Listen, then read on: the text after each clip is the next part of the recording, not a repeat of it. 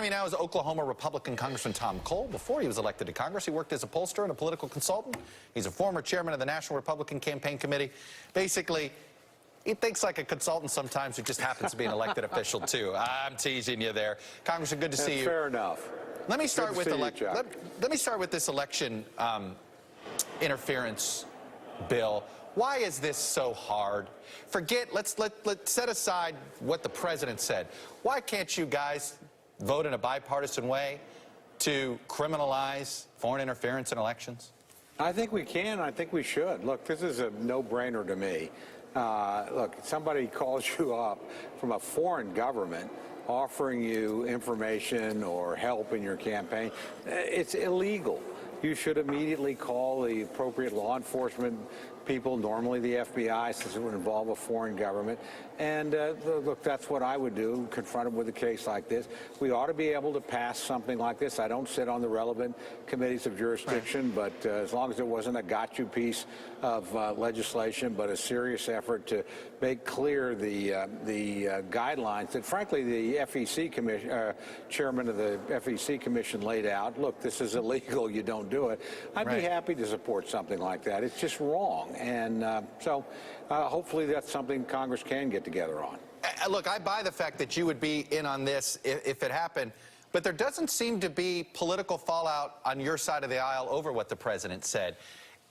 Is it fair to say, fair or not, that he has conditioned the Republican base that this isn't that serious? I don't think so. Actually, the fact that the president basically backtracked and took a different position, I'm glad he did, by the way, within 48 hours suggests to me that they did understand that this was a mistake and the president misspoke, or you can put it however you want. But at the end of the day, you can't be for allowing foreign powers to participate in American elections. I'm glad that the president came around to that. I would also say this, though, by the way. I think if you're law enforcement and you have some evidence that they are, you owe it to the campaigns to contact them and tell them that. That didn't happen in the president's case in 2016. That's a mistake. If the FBI or anybody think a foreign country is trying to penetrate a campaign, I think the campaign deserves a call from them to say, hey, we've picked this up. Something may be happening here. We want you to be extra alert. You know, and isn't that what the amendment process is for, Congress? I mean, this is what I don't get. Like, this is something that has, if you look at polling, bipartisan support. Have an amendment in there that would force the FBI to do this. This is what I don't understand is, it seems as if, particularly on the Senate side, there is no interest in even trying to do this. Well, again, I can't comment on the Senate side. I would be happy to work on an effort on the House side with somebody. Again, I'm not on the relevant committee of jurisdiction, and you know how this place works. You really need to be to actually do something. But I'd be happy to sit down and work with people from a political consultant standpoint, having been one for many years, about what we should do, how we should do it, and frankly, what law enforcement should do. Look, we were confronted with something pretty unprecedented in 2016, so I'm not pointing fingers at anybody anywhere. But we know a lot more now, because of the Mueller investigation, which has been very helpful. I wish we had more focus on what he said in the first part of the investigation about Russian involvement.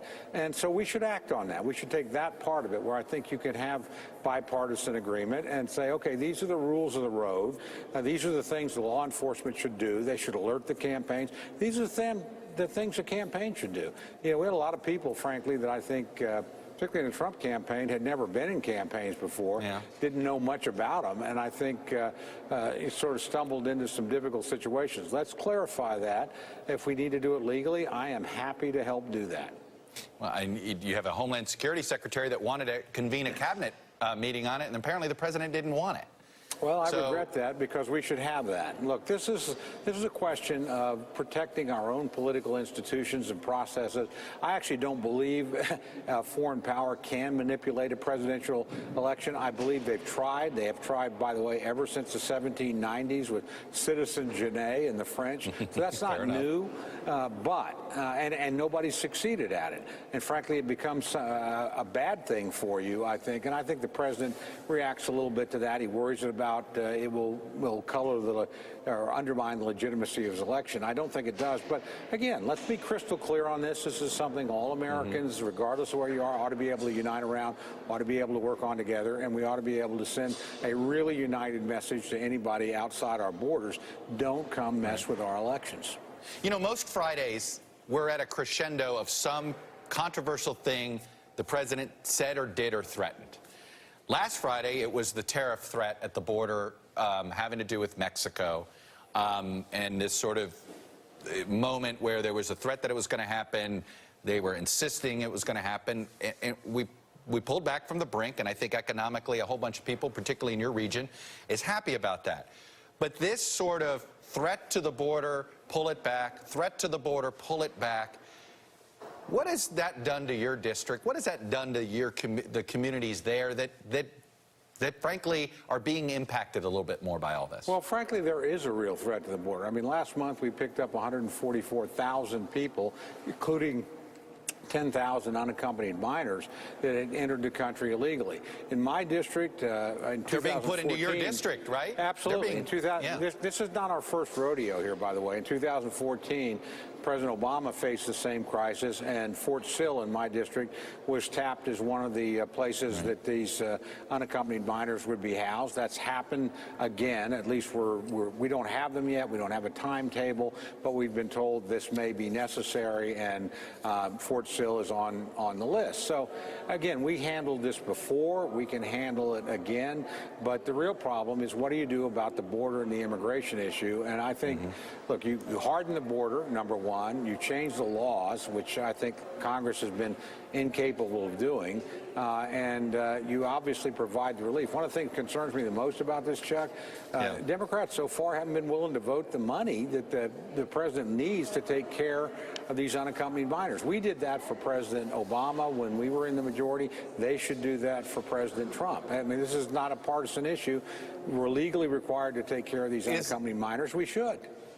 Given the way, though, the president has gone back on these threats with the tariffs and using economic pain, perhaps, to try to deal with this immigration, is he making it harder for Democrats to come to the table? Well, they haven't come to the table, period. I mean, that's their fault. Look, this is here. They spent the first, we've had over 100,000 a month illegal entries for 3 months. They spent the first 6 weeks telling us there wasn't a crisis at the border. It was all manufactured. Now it's a crisis at the border because President Trump has said he's actually going to enforce the border laws, so more people are coming so they can get in ahead of him being able to do that. What's that say about their commitment to helping? I mean, number one, we should put more money and resources here. We made some progress last year.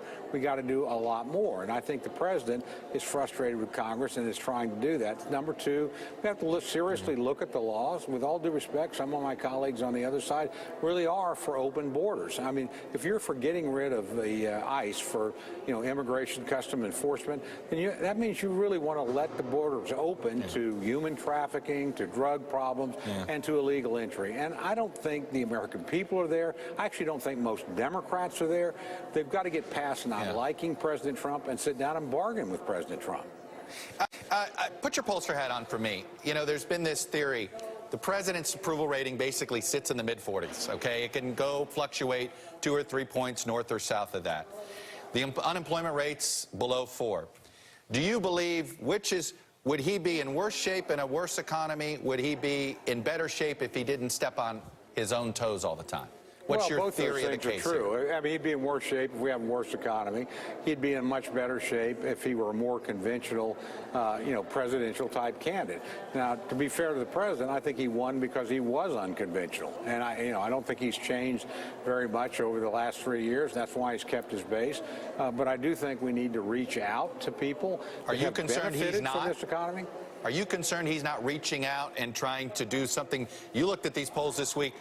Trump's at 42 against everybody, right? That's the best he can do. That's not a winning number even unless you get 6 more candidates in the general election. It's not a winning number until they actually pick one. Look, right now, nobody's waged a campaign against any of the Democratic frontrunners. I can assure you that will happen. They'll start it themselves. It'll continue in a general election. So I think this thing gets more competitive. But look, a more traditional outreach, and I tell this to my friends at the White House, the administration, you got to think about not who you have, but who have you added. And we have the ability to add a lot of people, given the state of the economy, given the success of rebuilding the military, given deregulation. He's kept a lot of his commitments, the movement of the embassy from Tel Aviv to Jerusalem. Let's talk about the positive things we've done, not pick a fight every day. I think, if we saw more speeches like we saw in Normandy, I think the president's numbers would go up.